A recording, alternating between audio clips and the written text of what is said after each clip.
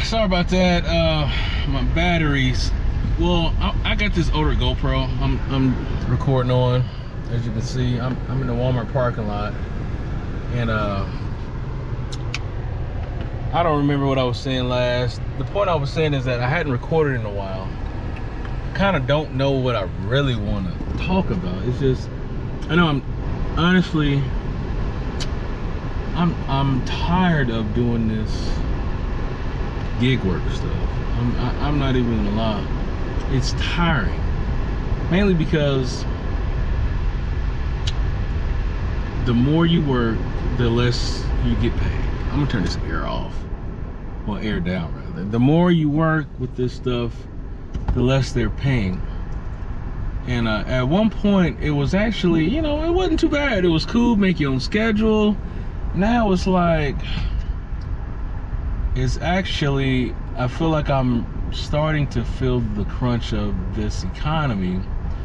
And I have to realize, yeah, it doesn't feel good, but at the same time, you have to use your wisdom and discernment, and like, you know what? Everything has a gift and a curse attached to it. Everything has a good and a bad side to it. So the pressure of things, how everything is getting more expensive, you got to work more to make less money. The groceries are still going up. It's really a stressful kind of. So I'm just at a point like I'm sick and tired of doing this gig work, and you know, nobody's really hiring like that. And to the point where I had to realize, like, you know what? I am my own job. I am my own job. I am the job. I am the job. I don't need to go and find work. I'm smart enough to figure shit out. And that's the thing. We live in a time where, man, it's so much opportunity. So much is going on. And at the same time, it's so distracting because there's so much. It's not like back in the day when all you need is just like I remember growing up when it was, of course, it wasn't any type of social media, but all you need to do was have one opportunity. But the thing back then, it was because you only had one opportunity, it was easier to focus. So now it's like when you have a million, we live in a society of abundancy, but we don't see it because we're focusing on the abundancy, because there's so much to choose from in opportunity that we aren't able to focus. So, you know, it always, you know, situations like that the perception of that abundance where you're you have so much abundance, you're focused on the things you don't have. And a lot of it because we live in this world of the flesh where everything takes time. And society is telling us that, oh, no, it should all happen at once. Just like you rub the genie's lamp and you get what you want at once. But that's not real life. It's like everything takes time. Every seed has an incubation and gestation period, so it takes time. But the point I'm saying is that because we live in such a world of abundance, it makes us focus on lack, and it always takes me back to Genesis chapter 3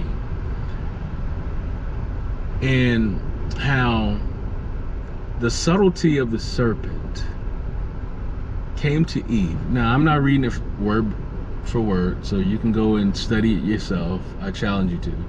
Genesis chapter 3, when the serpent came into Eve, and she gained an awareness from partaking from Adam and Eve, they both gained an awareness from the tree of knowledge of good and evil. And think about just the name, the tree of knowledge of good and evil. Good and evil. It's talking about the opposites. What's good for one can be seen as evil for the other. It's like the law of polarity. Like when you're focusing on the abundance, well, when you are in awareness, a state of abundance, it's very easy to focus on the things that you don't have. So you're instantly, your spirit is in a state of lack.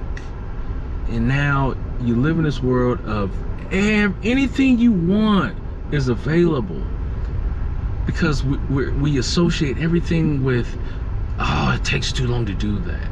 It's the time aspect that our flesh is focusing on that hinders us from staying focused enough to get the things done from one opportunity.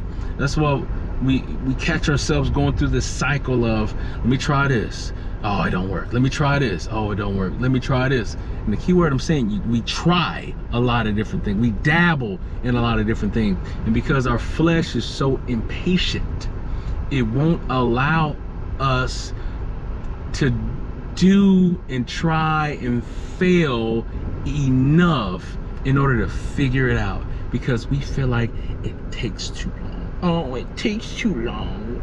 I'm 40 years old. I should already have it. It takes too long. Yeah, we're in a state of catch up, because, you know, it also says that the wise should not compare themselves amongst each other. So who says it's taking long? That's the thing. We get in this predicament of time. It takes too long. This person already has it, but we don't know how long it took that person to get to where he's at. We're just comparing ourselves at, they got something that I desire, or this person has a life that I desire. And granted, much of the stuff we see is on social media, so we don't know what they got. You know, it appears they have something that you desire, and at the end of the day, it does still cause that desire within us. So as long as we have that desire within us in the spirit, that in itself is saying that a part of us has that. It's just we want it in our physical awareness. So that's where, oh, I don't want to have to go to school, or I don't want to have to do this, I just want it now. And that's how we get into trouble, because we're trying to figure out the shortcut to get to where we want to be in life. And in fact, there are no shortcuts. The long way is actually the shortcut. Like, you know how many people I grew up with who done illegal things because it appeared to be a shorter route, and then one thing led to another. They end up having to go to jail or prison and pay restitution and all this other stuff, and end up finding out. You talk to them, they're like, yeah bro, it wasn't worth it. Yeah, because in actuality it appeared to be a shortcut, but it was actually the long way. So it's like, it goes back to the tree of knowledge of good and evil. What appears to be one way actually has an aspect of the opposite trap